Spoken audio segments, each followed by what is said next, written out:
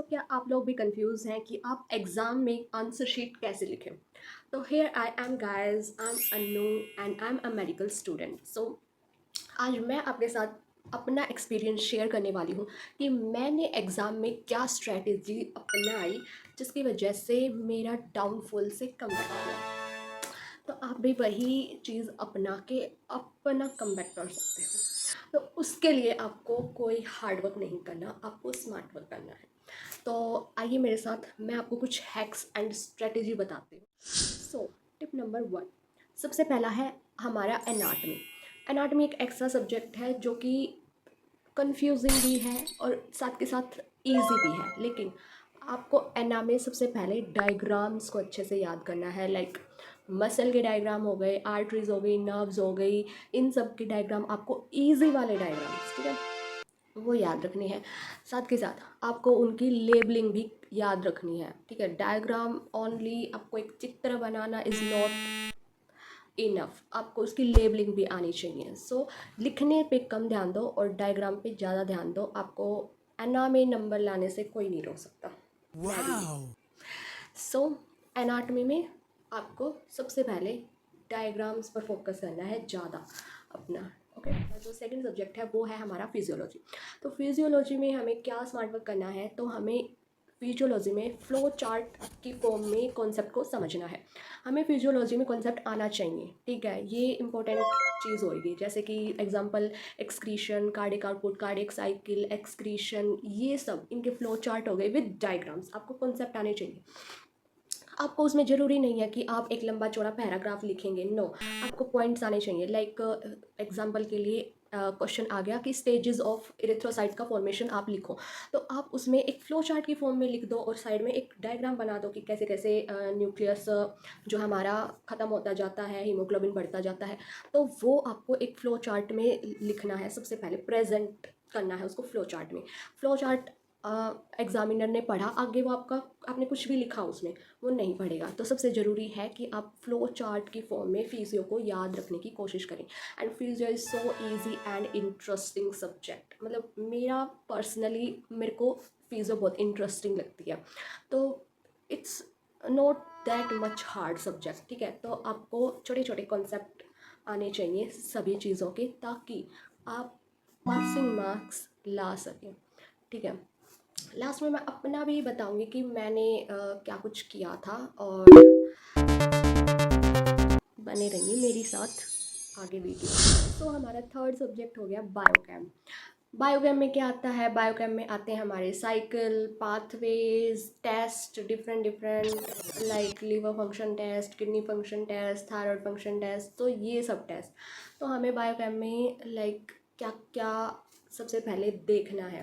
तो सबसे पहले आप देखो साइकिल, पाथवेज, उनके डायग्राम्स, मतलब फ्लो चार्ट की फॉर्म में, ठीक है। साइकिल कैसे कैसे होता है, अगर आपने साइकिल का फ्लो चार्ट बना दिया, आपने नीचे क्या लिखा है कोई नहीं पढ़ता, सीरियसली बता रही हूँ। वाओ। तो उसमें आपको लाइक कोई भी फंक्शन आ गया तो उसकी लाइक नॉर्मल वैल्यूज़ क्या होती हैं, एब नॉर्मल वैल्यूज़ क्या होती हैं, आप वो रट्टा मार लेना एग्ज़ाम से एक दिन पहले, ठीक है। वो रटना, ठीक है। और बस आपको बायोकेम में और ज़्यादा कुछ नहीं करना, बस यही करना है। टेस्ट याद कर लो, साइकिल, पाथवेज जो भी हैं वो याद कर लो, ठीक है। उसके बाद फोर्थ सब्जेक्ट हो गया हमारा पैथो। तो पैथो यार इजी सब्जेक्ट है, फ़नी सब्जेक्ट है। लाइक इसमें हमें क्या लिखना होता है कि हमारी बॉडी में कोई डिजीज़ हो गई, उसके बाद क्या क्या हमारी बॉडी में चेंजेस आते हैं, उन सब के बारे में लिखना होता है।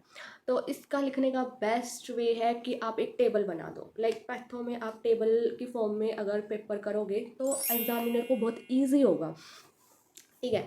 जैसे कि फॉर एग्जांपल आपका आ गया ट्यूमर, तो एक टेबल बना दो बिनाइन, एक बना दो मैलिग्नेंट, लाइक। और जैसे कि इन्फ्लामेशन, तो एक अक्यूट, एक क्रोनिक। तो अगर आप टेबल की फॉर्म में आंसर लिखोगे ना, तो वो बेस्ट रहता है पैथो के अंदर, ठीक है। उसके बाद हमारा फिफ्थ सब्जेक्ट हो गया फार्मा, जिसको सब जो मतलब हार्ड होता है यार, सीरियसली फार्मा इज़ हार्ड, ठीक है। तो फार्मा में क्या करना है आपको, लाइक ड्रग्स याद करनी है ना। तो ड्रग्स में लाइक जो आपको करने ही करने हैं, जो पॉइंट्स मतलब आप मिस नहीं कर सकते। लाइक 3 पॉइंट मैं बताती हूँ, लाइक मोड ऑफ एक्शन उस ड्रग का, उसके साइड इफ़ेक्ट और उसका यूज़ क्या है। ये 3 चीज़ें तो आपको मस्ट है, लिखना है, याद करना ही करना है। और बाकी सब आप स्किप कर सकते हो, लेकिन अगर आपको पासिंग मार्क्स चाहिए तो ये 3 चीज़ें ड्रग की याद करके जाना। तो फार्मा में कोई रामायण नहीं लिखनी है आपको, फार्मा में टू द पॉइंट आंसर लिखना होता है, ठीक है। और इसके लिए कोई स्ट्रैटेजी नहीं है, आप निमोनिक्स के साथ ड्रग्स को का मतलब लर्न कर सकते हैं निमोनिक्स के साथ। लाइक वो मैं आपको अनदर वीडियोस में बताऊंगी, ठीक है। तो इसके लिए तो भाई यही है कि आपको बार बार इसका रिवीजन करना पड़ेगा। तो हमारा जो लास्ट बट नॉट लीस्ट जो सब्जेक्ट है वो आ गया micro. It include all the things जो हमने अभी प्रीवियस सब्जेक्ट्स में बात की, लाइक टेबल्स हो गए, डायग्राम्स हो गए, फ्लो चार्ट हो गए। तो ये सारी चीज़ें हमारा माइक्रो इंक्लूड करता है। बस आपको ये ध्यान रखना है कि क्वेश्चन के अकॉर्डिंग उसमें क्या जाएगा, ठीक है। आप PYQs उठाओ और बस क्वेश्चन के अकॉर्डिंग अपना आंसर लिखो। मैं बताती हूँ मेरा एक्सपीरियंस। तो लाइक मैं वो स्टूडेंट हूँ जिसने एग्ज़ाम के लाइक कुछ दिन पहले पढ़ के एग्ज़ाम पास किए हैं। पूरे साल हम कुछ नहीं पढ़े, हम पढ़ते हैं। वो स्टूडेंट हैं जो मतलब पूरे साल नहीं पढ़ते, एग्ज़ाम टाइम आने पर आप पैनिक करते हैं। तो फिर आप बिल्कुल मेरी तरह हैं, क्योंकि मैं भी ऐसी ही हूँ कि मैंने पूरा साल कुछ नहीं पढ़ा, बट एग्ज़ाम के कुछ दिन पहले मैंने पूरा पूरा दिन पढ़ा। लाइक लिटरली मैं 4-3 घंटे ही सोई हूँ, बाकी मैंने पढ़ा है, ठीक है। तो जो सबसे बोनस चीज़ है ना वो ये है, सबसे पहले आप जाओ 10 साल के PYQs उठाओ अपने, क्योंकि मोस्टली 99% पेपर PYQs से ही आता है। तो पहले आपको PYQs करने हैं, उसके बाद आपको एक्स्ट्रा मटेरियल पे जाना है, समझ रहे हो।